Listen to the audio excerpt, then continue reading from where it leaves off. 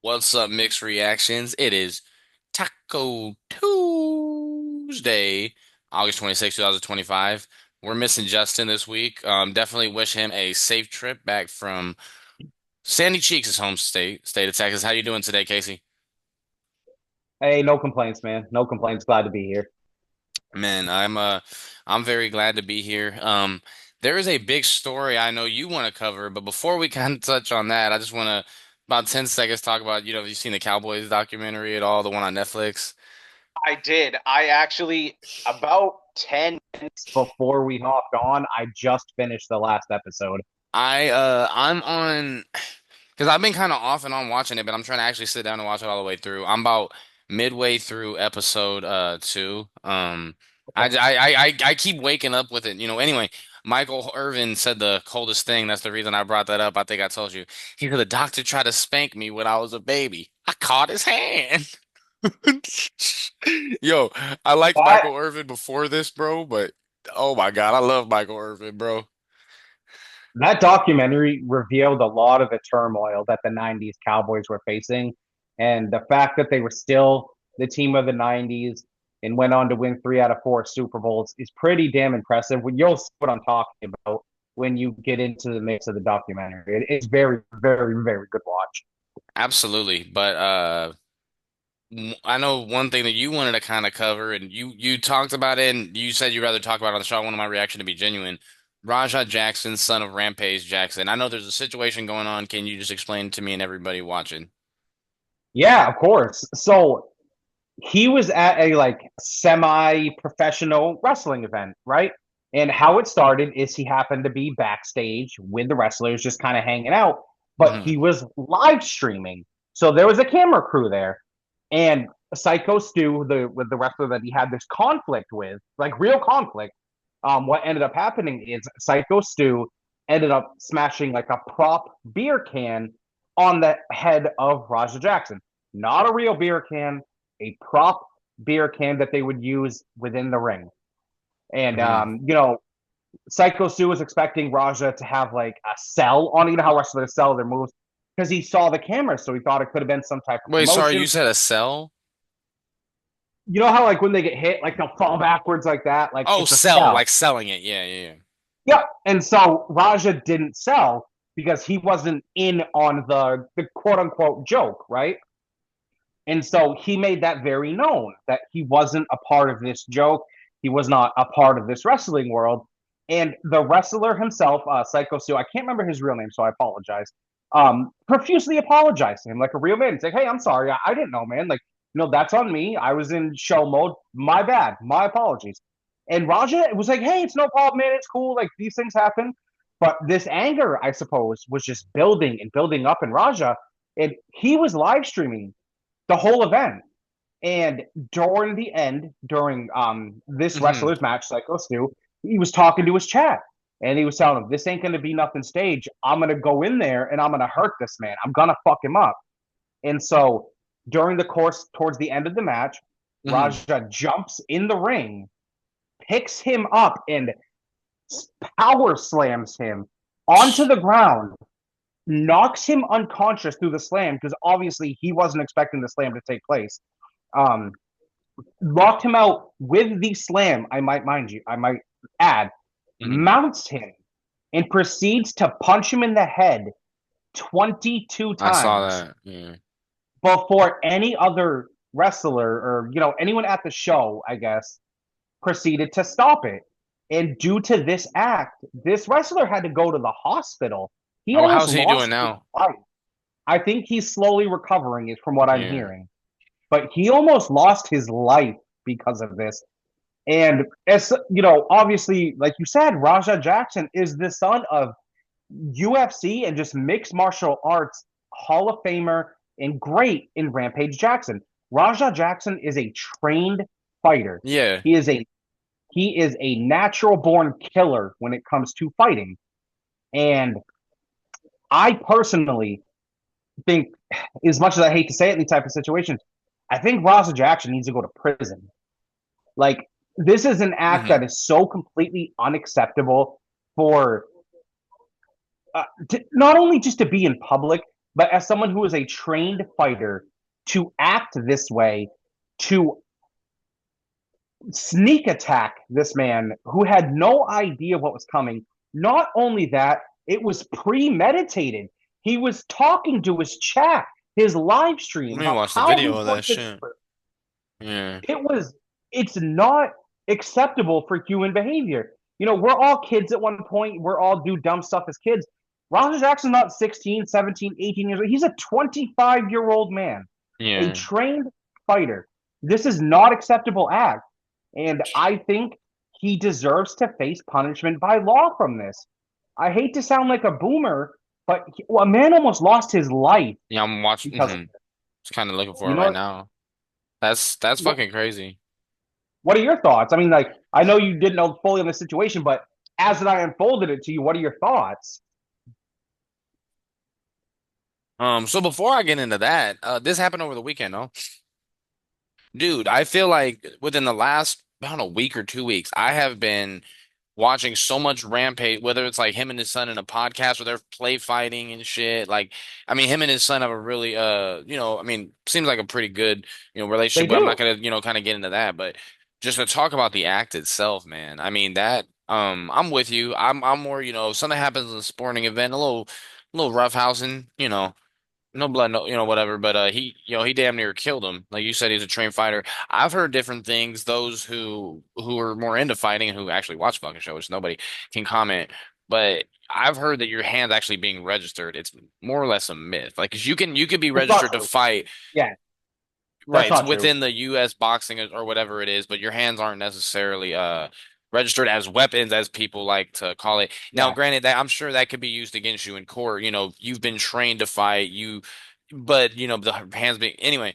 Going back to that, man, no, it's just it's absolutely terrible, and I think that you're absolutely right. He needs to go to prison because I think it sets a very dangerous press, especially with live streaming, man. I mean, just that's why they call it influencers. Influence people, do dumb shit. And I think we have to put a stop to it before more people, get hurt. I mean, because it's wrestling, man. It's they're not hitting each other with pillows. I'm sure it hurt him a little bit. I'm sure it got him. It's a prop beer bottle. You know what I'm saying? He wasn't. It was designed to not crack his skull. And if you're in a pro, I can say all these things about, oh well, you should know. He knew what he was signing up for.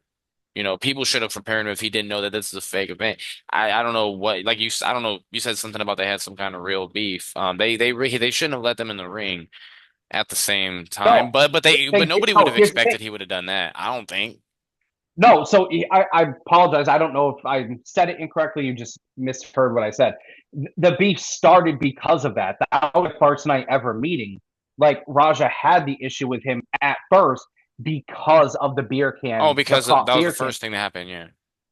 Right. And then after that is when the wrestler apologized. Like, hey man, I thought you were in on it. My apologies. Like I was just in show mode. Like this is what we wrestlers do. My bad. I didn't know you didn't know. Like Hmm. genuinely apologized to him. And then Raja at first was accepting of the apology. Like, hey, it's okay. This stuff happens, blah, blah, blah, no biggie.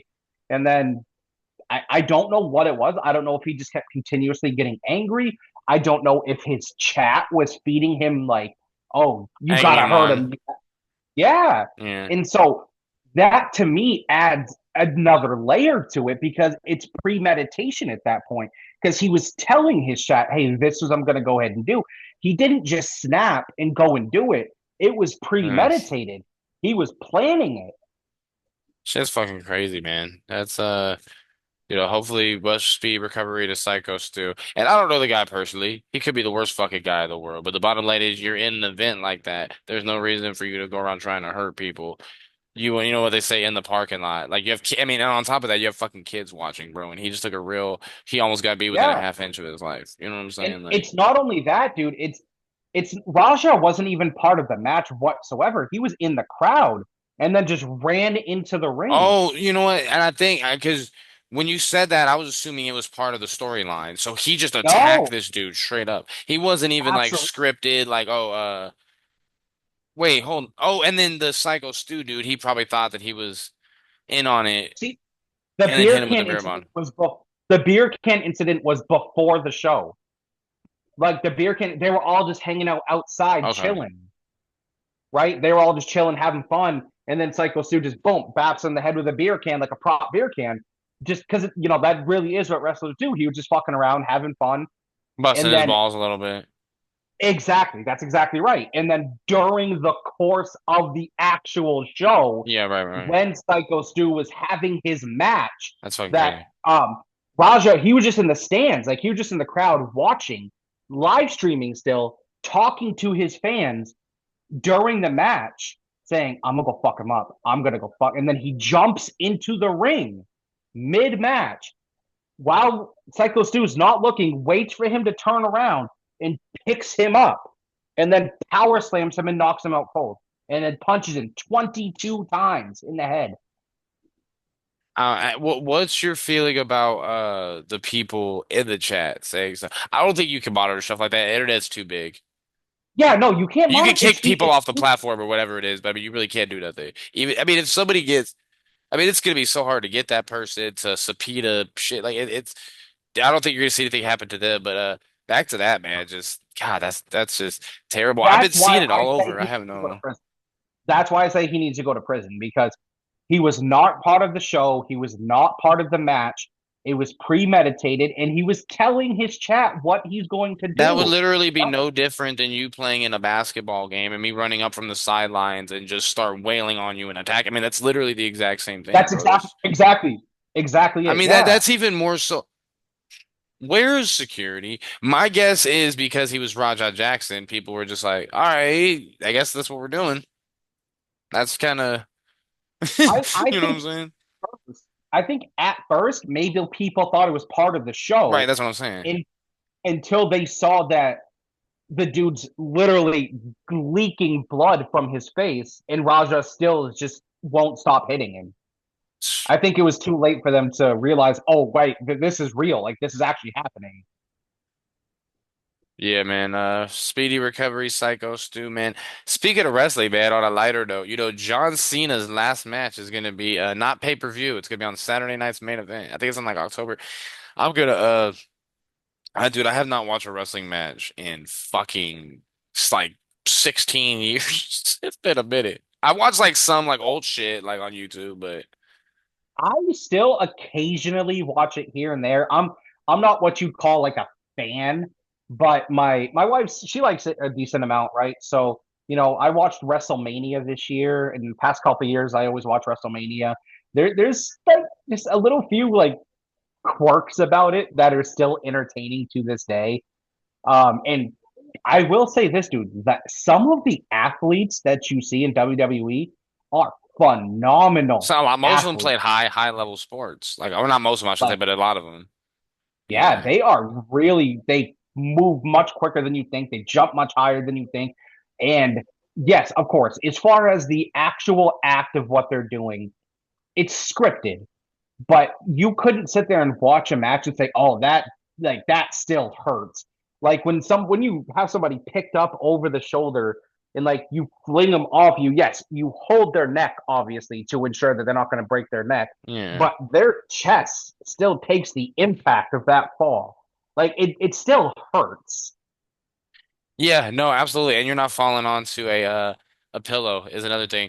I want to guess your favorite wrestler. You look like a Of all time, fucking yeah. You look like a fucking Stone Cold fan, bro. Yeah. 100%, I one bet hundred percent. I bet you know what, I'm just gonna guess mine, man. Ooh, you don't look like a rock guy. And it's not Stone Cold or Hulk. Is it one of the older guys? Yeah, it's somebody that was he wrestled in the 90s, big in the 90s. Is he alive? Yeah, he's alive, doing well. Christian guy,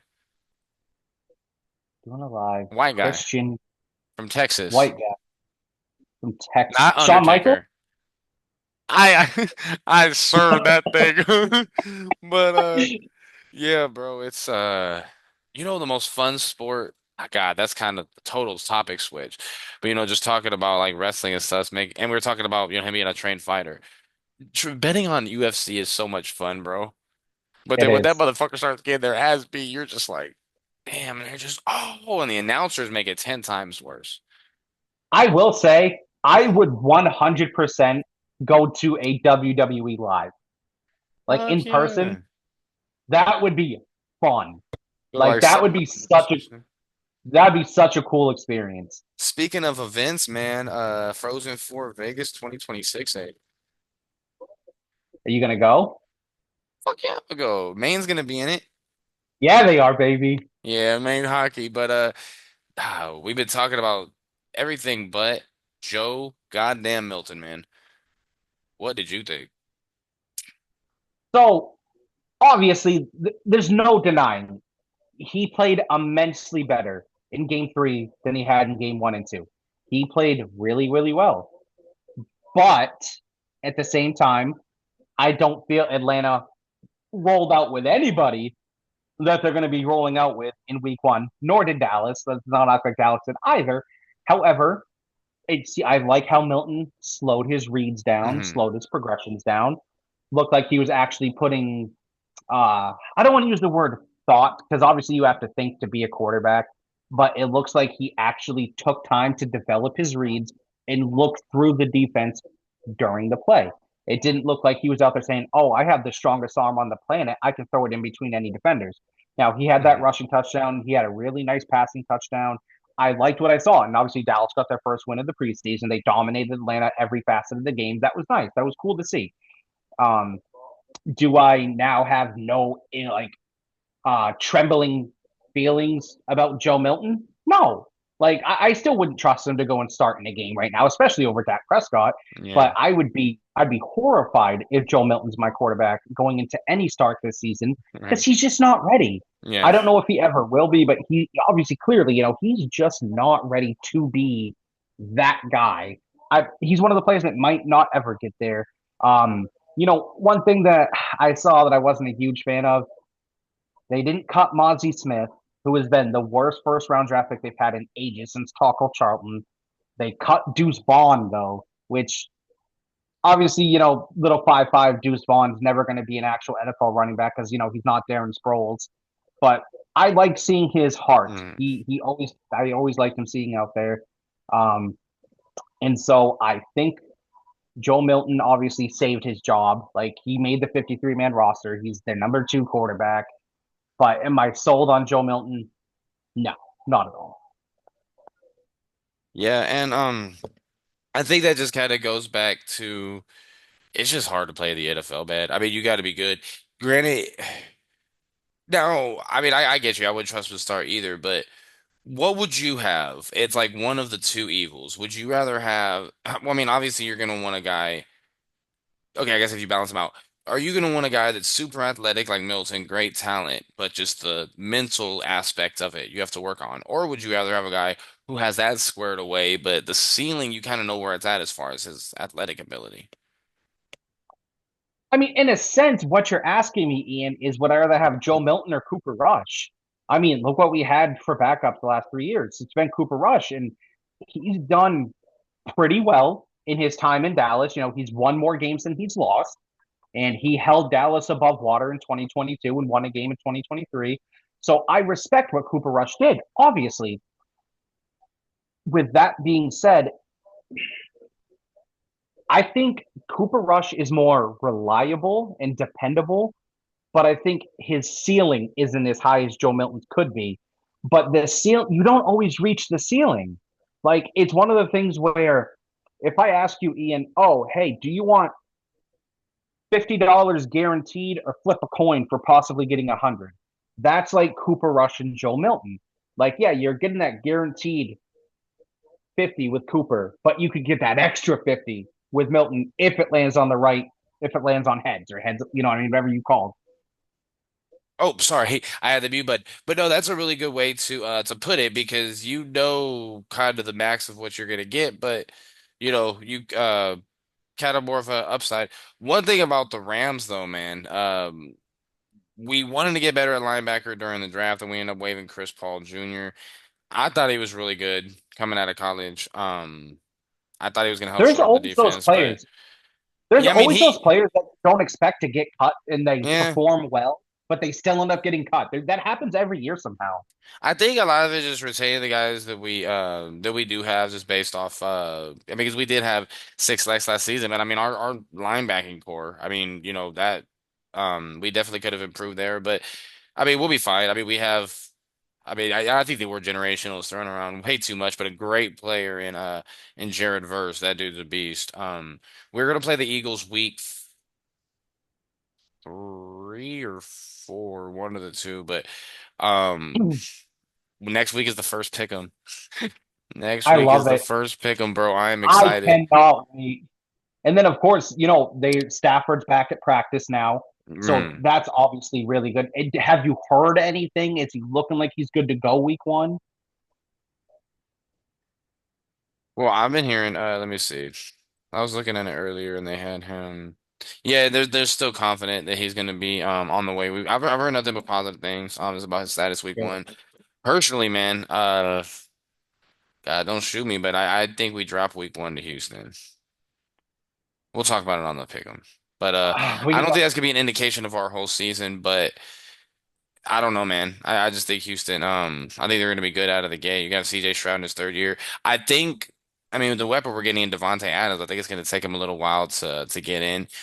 We picked up guys. We picked up defensive linemen in the draft with Ty Hamilton. Here's the thing. I don't Mhm. think it's going to take Devontae a long time to adjust if Stafford's ready to go. Stafford's the type of quarterback that can work with any type of receiver. I mean, obviously he had Calvin Johnson in his early days in Detroit, but then look how good he did moving right to Golden Tate as his number one receiver in Detroit. Look how well he adjusted to having Cooper Kupp right from the get go, and Mhm. he's obviously developed a great relationship with Puka Nakua. All it takes is just a little bit of trust for Stafford, and he's one of those quarterbacks that has the type of arm talent that can fit the ball into any type of situation, and he's the type of quarterback that can throw your receiver open. And Devontae Adams is a absolutely phenomenal route runner. I think him and Matt Stafford can Mhm. easily get on the right track pretty quickly.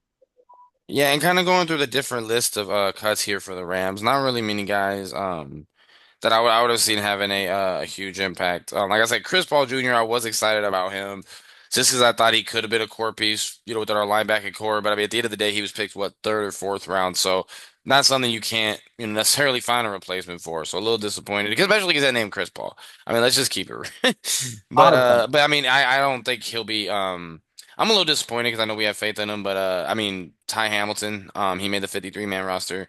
Other than that, I'm not, you know.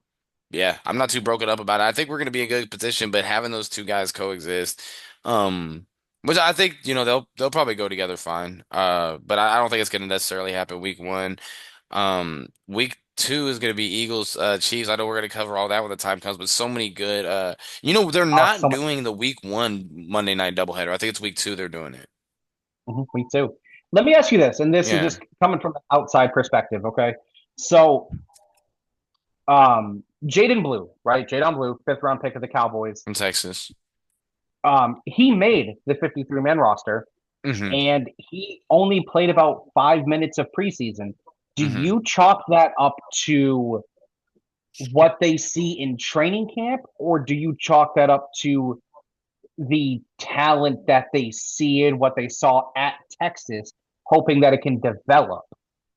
Um, I would think more so it's what they've seen when they've been around them. I think we've had way too many case studies of college guys lo- realizing they didn't have any business near an NFL roster. So I think it would have been more so, if not necessarily the performance on the field, then at least the things that they've I don't know whether it's character or football IQ, but to where you know, they've seen all that they need to see. And it's gonna be interesting. I mean, we're gonna see them go out week one.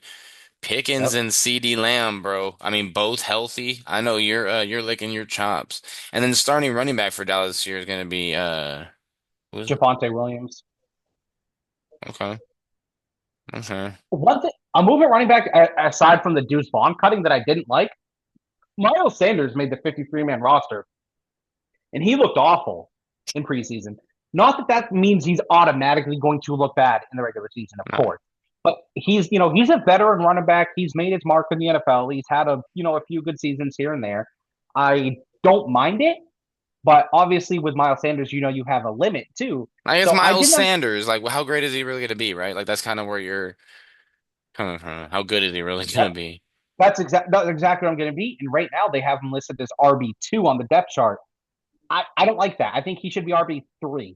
Like I want Jaden Blue to be RB2. I'm totally fine with Javonte Williams being RB1 because obviously he had that one bad year in Denver and he's coming off the injury. But before that, he was on the borderline of a How top old is 10 Miles running back in the Sanders, bro? league. Jesus Christ. 31 probably now, 28, 29, 30, somewhere around there. 28.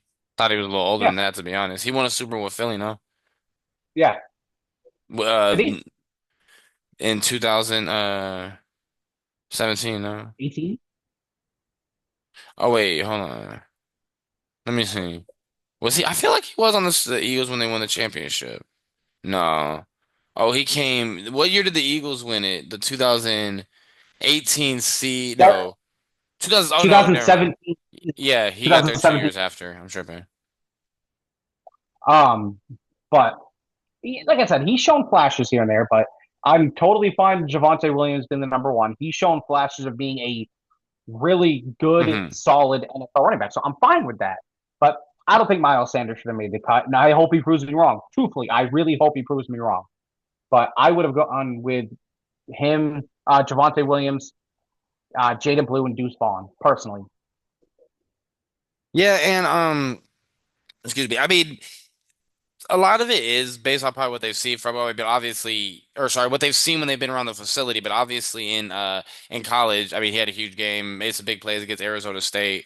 Um, he gives you more of a receiving threat out of the backfield. I think I mean, Yeah, like I said, number one, I think that they've seen enough to where whether he's not going to be RB1, he's going to be RB2 at the best. But whether he's RB2 or RB3, they at least know that moving forward, they're going to be able to develop him into whatever it is. I mean, he could be a project guy that they bring in certain. He's going to be more of an every down kind of guy, but I think they want to kind of experiment with him because of his ability to catch passes. I'd say that's sort of what I'm expecting to see more in his first Hmm. season. Of course, is the screen plays, the little flat He's routes. fast, bro. Yeah, he He's is. not Xavier He is. Worthy, but he's fast. Like, No, no, not Xavier Worthy, but he's fast. He absolutely is. I think he had the fastest 40 time for any running back this year. So he definitely has some wheels on him. before we talk more preseason, Shiloh Sanders, bro.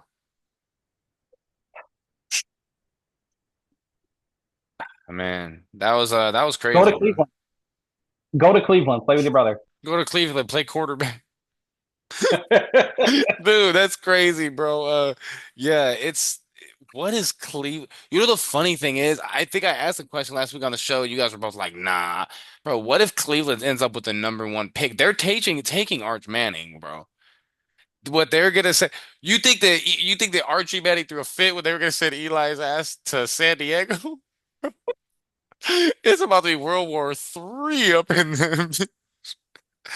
Hold on. I think it's gonna be the Saints that get the number one pick. I really do. And Oh, then I that think would be awesome, bro. yeah, That would and then be I think Archer's gonna awesome. go to New Orleans. Yeah, I can 100% see I mean, that. Saints are dog shit. But They're okay, but bad. tell me if I think you said they wouldn't pick. You're telling me Cleveland wouldn't pick Arch Manning, bro? I didn't I say they think because I wouldn't feel pick like him. they would know that they would try to. They would probably trade before the draft. You think, right? To trade the pick. No, no, no.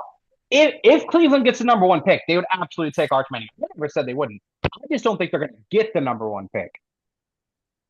Yeah, I mean they're gonna get their ass beaten in the week 1 by Cincinnati. I You know, wouldn't be so sure. Look, have you seen Cincinnati in September? They are awful in September. I'm thinking about picking Genty. I think I have like the fifth pick in the draft. I'm gonna pick Genty. They haven't ranked like 12th, bro. But I mean, because I know they got Geno Smith at quarterback, but I feel like Genty is some we ain't. I might end up buying off more I could shoot, man. It might end up being a freezing cold take, but I think Genty is gonna be something like we really haven't seen in a minute. I think Genty is gonna But be a beast, bro. is Genty going to be like rookie Zeke though? I mean, that's kind of. Oh, well, let's go back to. I mean, I could pull up his stats right now. I mean, but Zeke was. I mean, they were 13-3 that year. Like Zeke was one of the best running backs in the league. He was a rookie. That was crazy, bro. I remember that. And then they Go fucking pull up lost to his Green Bay. 2016 stats. Go pull up his Uh, 2016. He was. It's not even one of. He was the best back in the league his rookie season. Huh, hold on. But no, I think Jincy. Oh, bro, and then I'm pulling it up right now, but Jeremiah Smith from Ohio State, they said that Oh, he's so good he's gonna make people stop talking about Marvin Harrison Jr. I'm just playing. He's gonna be one of the best receivers, but Jeremiah Smith. 100%. But let me see. So going back to now, no disrespect to Marvin Harrison. I shouldn't even have said that. He's fucking cold, bro. But Jeremiah Smith definitely put the spotlight on him. Okay, let's see. So Ezekiel Elliott, 2016 regular season. Okay. He rushed for 1,631, 2016, right? Or was it 2015? 2015. 2016. No, 16. 2016 was the year of the playoff game okay, you're right, 2016. So 2017 must have been the year of the playoff game they lost. Got you. So he rushed for 1,631 yards, which was good enough for fuck, it doesn't hold on. I got you. Uh Led Zeke the league in rushing that year. rushing yards, 2016 football reference. The reference pages are so great. Football, let me see how much time we got left in this bitch. 6 minutes. Okay, so 2016. Bam, bam, bam, bam, bam. Yeah, he rushed for 1,631 yards on 322 carries, long of 60, 108 yards a game. Yards per attempt, more than half the first down, 5.1 yards per carry. He was an all pro. He was an all pro that year, his rookie year. Oh, maybe he was the best back in the league.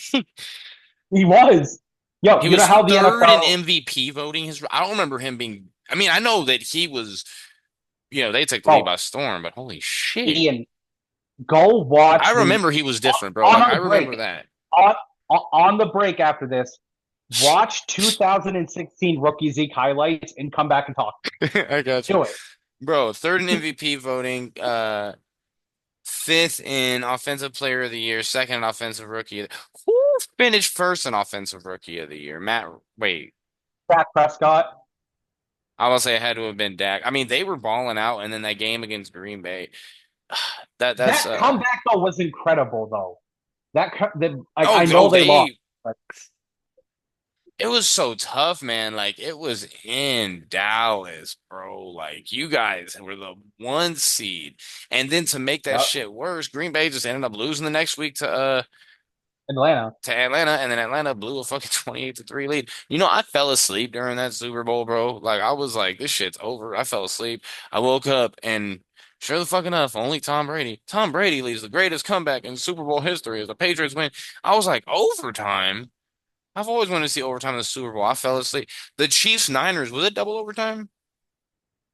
Yeah. Was it? Hmm. Bro, that game, well, I had money on the Niners, but the crazy thing is even though the Niners lost, part of me was still happy. I lost my money, but like just seeing them celebrate would have really stuck something in my craw.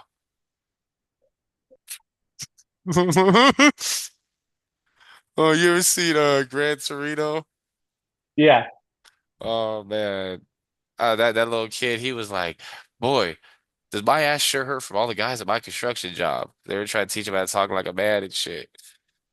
And he had overheard them saying something else, and that's what he came up with.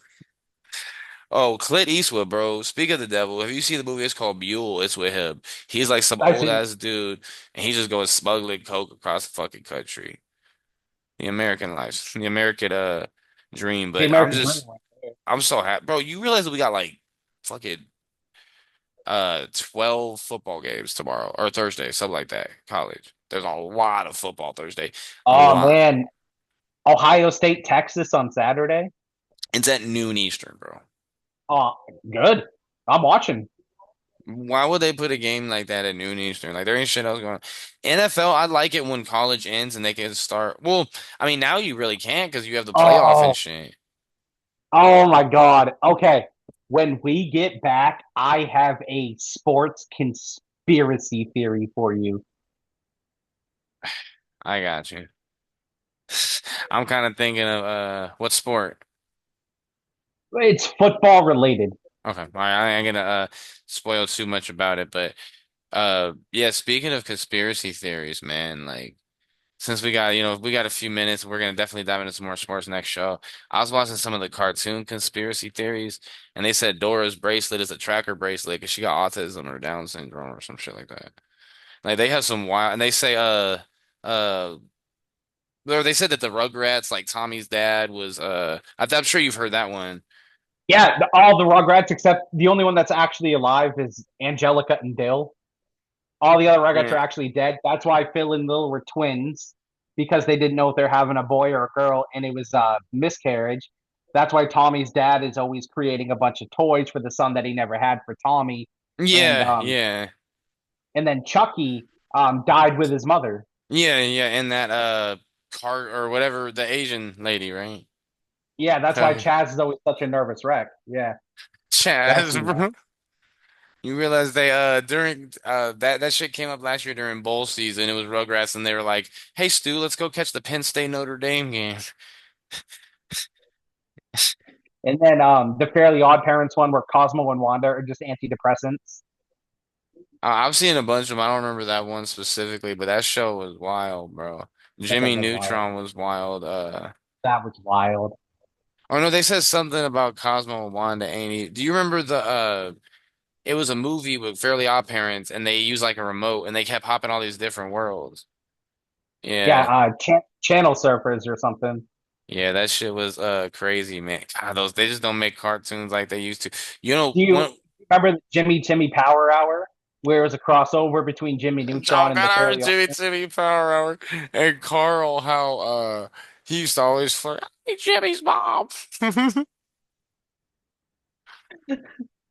He loved Jimmy's mom and llamas. Oh yeah, he caught Carl's llama. Oh my Yeah, God, bro. Oh my God, no, SpongeBob, man. You know, when I first started smoking weed, I watched SpongeBob high as shit, and I was laughing so hard, bro. I mean, you just don't. I mean, if go back and watch like top 10 SpongeBob jokes that were I mean, there's some dirty ass jokes in there, bro. speaking of SpongeBob, have you ever heard the We got AI like like? 45 seconds, by the way. Mhm. Have you ever heard like the AI rapping SpongeBob? Or the Hank Hill one, if you see that. I've seen the Hank Hill one, but hey, quickly before we lose you, on the break. Also, besides the Zeke highlights, listen to Glorb Glorb, the bottom two. Listen to that. I got you. We'll see you in All 10 right. minutes. Hold on, let me stop recording.